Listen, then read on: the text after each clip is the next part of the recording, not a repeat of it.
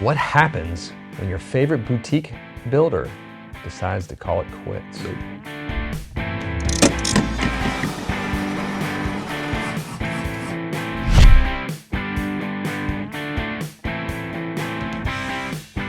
Me, Baxter. And me, Jonathan. Thanks for joining us once again. So this idea was brought to me from one of my favorite dolphin trainers down in Florida, Z.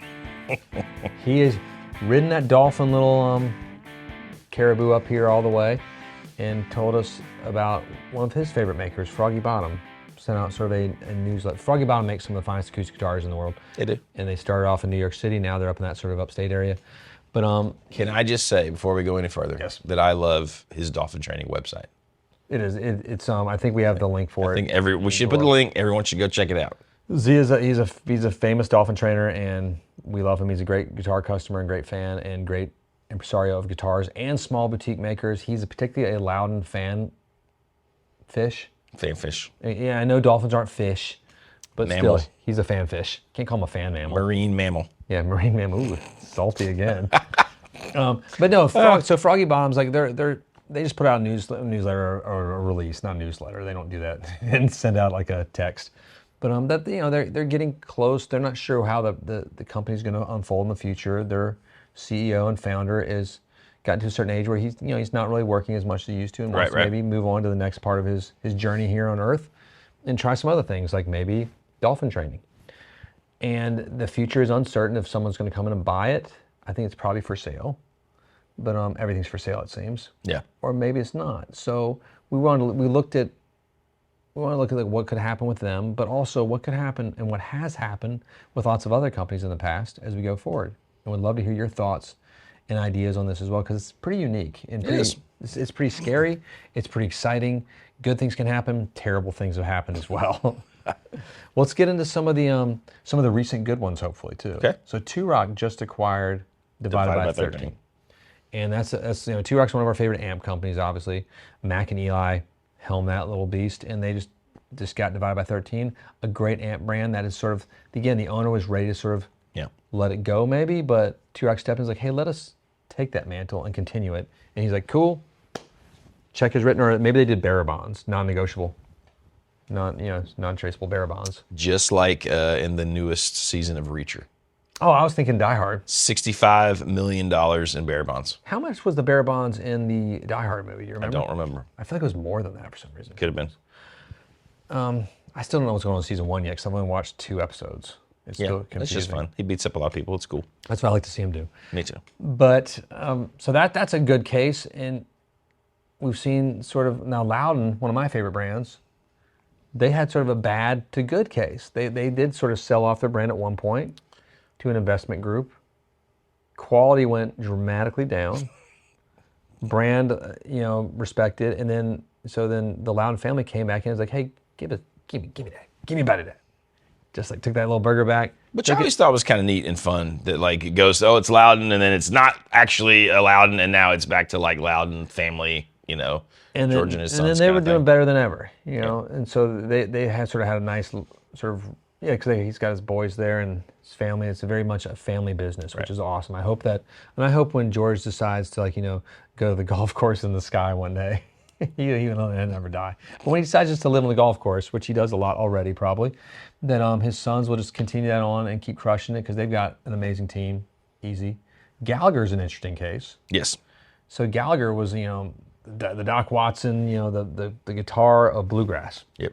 But then it sort of started getting smaller, didn't have any market share. Martin sort of took over everything. Alvarez, Takamine, Taylor comes in.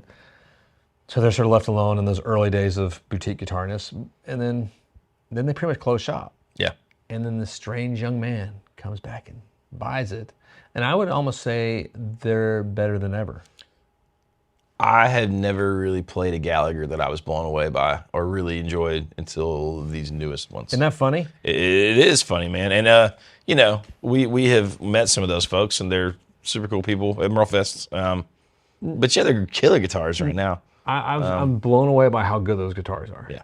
And that more people don't know about them is sort of a neat little secret. So if you've never heard of Gallagher guitars, check them out. It's sort of funny. going into that, and I wonder sometimes if this plays into being blown away by new things you try. Like my expectations they were way down here From your past experience. From my past experience, because I played a few that people were like, "Oh my god, play this old Gallagher," and then I played it and I was like, "Oh yeah." Some were underwhelming. Underwhelming, and I'm sure there are great ones out there too. I'm not saying every single old Gallagher sucks, but I'm just saying the couple I've played, yeah, it didn't blow us not so away. good. But man, so I went into that not expecting a ton, and then I was kind of blown away by those new Gallaghers. So. It was frustrating, and it's a nice team, as you said too, and they're being hand built in the good old Tennessee. Yep. And the guys working on the crew, all the young dudes were like really nice, and the family involved in it, spectacular. Yes. Now, it's fun to think about some other ones that we were talking about. Dumble earlier. Right. Yeah, Dumble is like the ultimate of boutique sort of rarefied amplifiers. We saw one at Dream Guitars up the street from us for what, $180,000. And it had been like rehoused, you know what I mean? Like the original chassis, but so the it's just rebuilt the guts. Yeah. You're paying $178,000 for it pretty much. And then the rehousing is another couple K. Yeah. That's crazy if you think about it. Crazy. But what Dumble, he kept his supply so small, so limited, he was so secret and protective, and then unfortunately he just kicked the bucket and he's out of here. No continuation plan. I don't think he's a rare case where I'm not sure there's any way to carry that on, because you need like the mad genius guy, and you can't just have another. You know what I mean? Like that's so his. Well, I mean, people have sort of built the mods of it too, but maybe it's just the lore. It's kind of the same as I was talking about Led Zeppelin. I'm glad, this is horrible and sacrilege in some ways, but I'm glad that Led Zeppelin stopped when it did. Right. Because Led Zeppelin's one of the greatest rock bands in history, hands down. If you don't think so, that's like not thinking the sky is blue. So I'm gonna hold that card right there. They did more for rock and roll than a lot of bands, but I'm happy that I hate how they stopped, but I'm happy they did stop when they were sort of on top. You hear the final Zeppelin record, and there's like some questionable. It's not like Zeppelin 1 and 2. Right. You know, like, and then some of their other works. Fair. It's not the ones that I want to listen to. Right.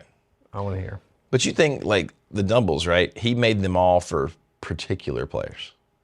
Never mass produced, never like a model. Like there were models, but they were for so-and-so or for this guy who came to set, right? So like, I don't know how you carry that model on and then just say, okay, we make this over. I mean, like obviously there are companies now that do really well that are based on like the Dumble type sound, and those are killer. Mods too. He did lots of mods for folks, right?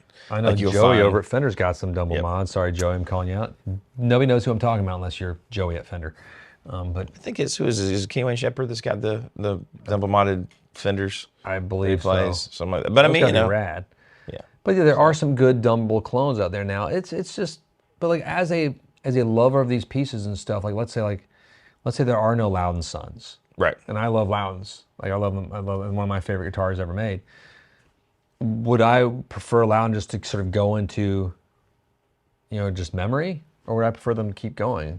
I would rather them go into memory if it wasn't going to continue in a good way. Because you don't want to see it kind of crash and burn, right? I think that's fair. Well, let's jump over like the major manufacturers, not major, but Guild back in the day, crushing guitar company. Like so, I'd say still the Guild has the number one 12-string in the history of 12 strings, hands down. Right. Like they did it a long time ago. No one's come close to it. There's some 12 strings I like to play more than that, but that's still like the sound-wise and iconicness. But like they had their issues when Fender came in and sort of took over, and they thought they were going to bring this to the next level and expand. It crashed and burned, and then they got bought by Cordoba, and then it's sort of never really been the same. Yeah, because they went for the sort of mass manufacturing, and it's different than they boutique, had the moment like when Fender owned them, right, where everybody kind of thought it was going to be like, oh, cool. And I remember my memory of that is the Goo Goo Dolls guy playing Guilds all the time. I was excited for like that. There's a moment with Fender Custom Shop Acoustics too. That was a talk, and that's just never Fender's just it was all in the same sort of time. I remember this. That would be awesome. There was Guild Custom Shop. Fender managed, but they were talking about doing this awesome thing like Tom Petty had a model or something, and it was cool. But no, it's tricky as these boutiques, because they're small groups, they're small families, they're privately owned, and they're very sort of process oriented on how they're built. It's hard to scale that up to a major. So that's what could happen. I could see some of these boutiques, like let's look at Froggy Bottom. Yep. Let's say like a major wants to buy that. Is that a good or bad thing? I mean, it could, like, I feel like there's things we've seen get scaled up, and maybe they're not quite what they were, but they're still really good. You know, I feel like there's examples of that. And I feel like you see that a lot in pedal company world, where it's like a really boutique builder. Right. Then suddenly they're at Sweetwater and Guitar Center, and they're still really good, but they're not quite. The cool gets Maybe what sort they of were. A little shaved off bit, there. right? But what It's- about Collings? You know, because that's continued past Bill's passing, Of course. and I think they've scaled up Yeah. more. Like their group wants to make more money, But they're still it's a doing business. cool things. And they do great guitars. It's now what if it's not just a major manufacturer that wants to get it? What if it's private equity groups and investing groups that just want to come in? And that's where I get sort of nervous and sort of seeing it. Just if it's all profit driven, none of these things everybody want to make a buck with these, obviously, from Froggy Bottoms to Lowdens to Hudson Daltons to Collins. Well, you have to, right? I mean, have to like, make that's a just dollar. the sad reality. Maybe not even sad. That is reality, you know? I just get a little nervous if it's not like Gallagher is neat to see, because that I see that transition. He's a guitar nut and lover, Right. and he wants to see that brand live. Yeah. He's done a great job. He's sort of taken the DNA and brought it up to the 21st century, whatever century we're in right now. I mean, I think you see that with like Magneton, right? I think those guys, when they started out, they were like, man, we just love these old amps. We think it's cool. Let's do it and do it really well.